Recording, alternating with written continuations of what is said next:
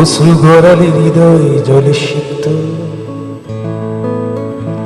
কত প্রদীপ শিখা জ্বালালে জীবন আলোয় উদ্দীপ্ত, কত ব্যথা বুকে চাপালে তাকে বলি আমি ধৈর্য।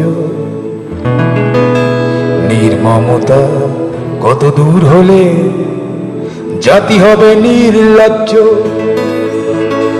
আমি চিৎকার করে কাঁদিতে চাহিয়া করিতে পারিনি চিৎকার।